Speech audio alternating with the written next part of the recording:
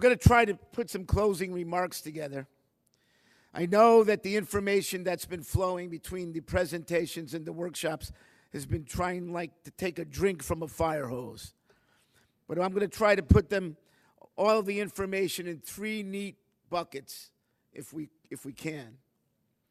I'm going to base my remarks on three underlying strategic intents of this symposium. They were designed to mirror the three strategic priorities for Interpol's firearms program.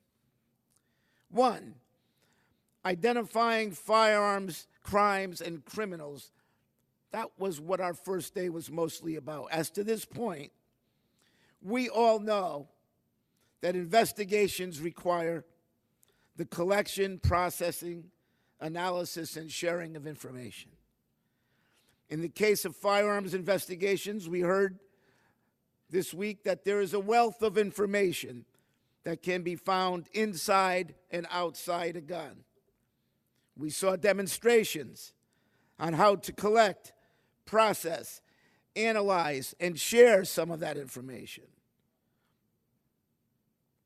We heard that good processes are needed by people to manage this information, and that it must be done timely to be of both investigative and preventative value. For example, to stop a killer before he kills again. We saw and heard about technology that can help people speed their processes, make them more efficient and effective, and share information crucial to solving crimes quickly across widely separated geographical areas. Point two, building capacity. The second day of the workshop focused on this issue. Capacity to manage firearms information more efficiently and effectively. As to this point, this week we heard from crime-solving champions representing all levels of stakeholders, legislators, administrators, police and forensic leaders, and first-line operators, all of whom focus squarely on the issue of protection of the public we serve. We heard that these stakeholders must think and act together in a true collaborative manner toward the common goal of violence reduction.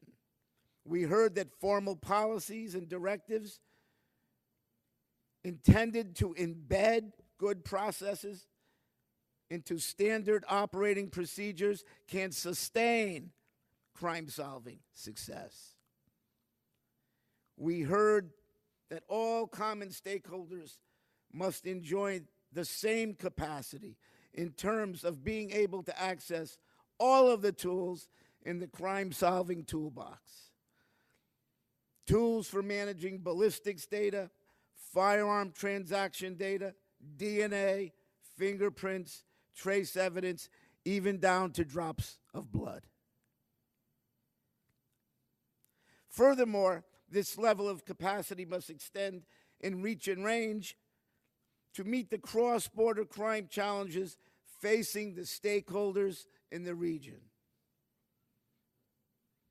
Sustainable crime-solving success, however, will require maintaining a proper balance of people, processes, and technology. Number three, facilitating secure global communications. We heard a lot about that today from Interpol. A regional approach requires efficient and effective communication tools. As to this point, over the 3 days, we discussed the use of nationally based tools like networks for the analysis and sharing of information related to ballistics, DNA, fingerprints, firearm life cycle data. We learned more about national and regional programs like NIBIN and CYBIN and RIBIN for ballistics, and E-Trace for crime gun tracing. We were briefed on international tools like Interpol's IARMS, IBAN, I-24/7 network, and ATF's E-Trace, all of which can extend our regional and national capabilities globally. We heard examples of transnational crime-solving successes using tools like IBAN, most often involving cases which A, occur within a relatively close proximity to an international border, or B, involve a criminal enterprise or market of a transnational nature, like drug trafficking, or C, involve a criminal on the move or a group which is structured and organized to operate transnationally, like some of the gangs, the MS-13 that we heard were so active in Guatemala, Central America, and throughout the entire North American continent.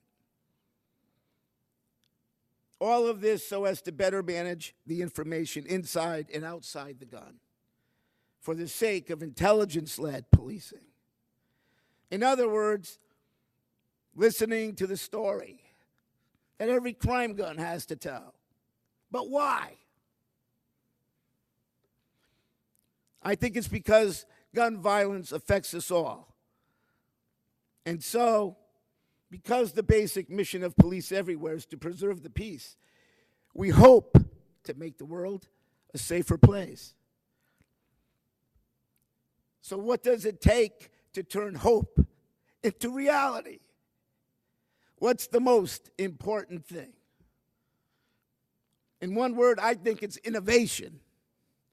A spirit and willingness to introduce something new, to develop new values through solutions that meet new requirements or meet old needs in a new value-added way.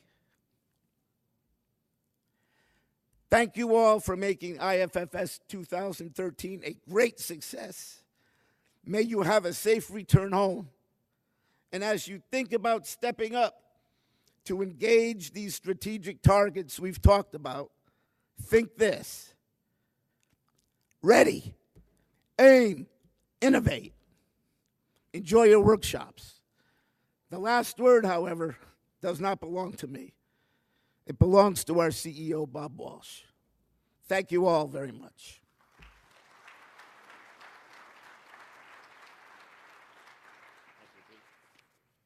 Thanks for those closing remarks, Pete. Just a minute or two here, please, before everybody runs to lunch.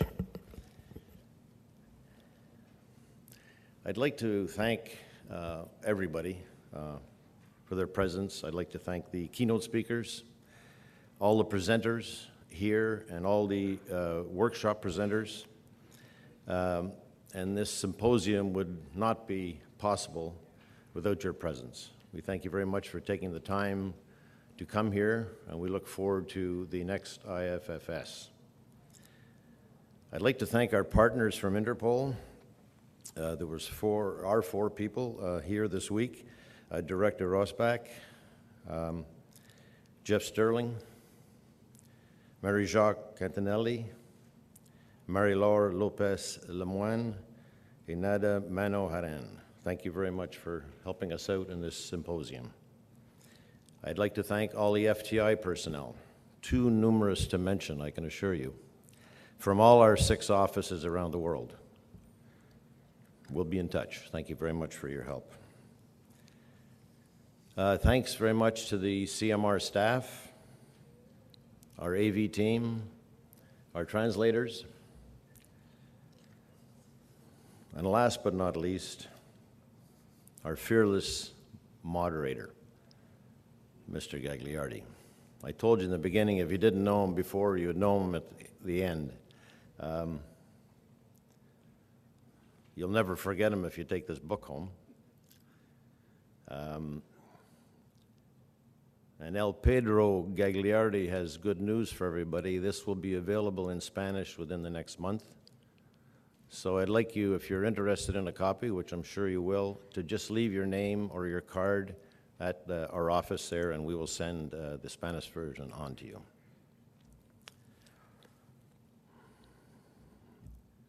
Pete, I can't thank you enough for your help, not only here, but for the company. And I only have 2 words to describe Mr. Gagliardi. Passion is one, and I think that probably came through, and the other one is vision. Please join me in thanking Pete for all his work. Pete?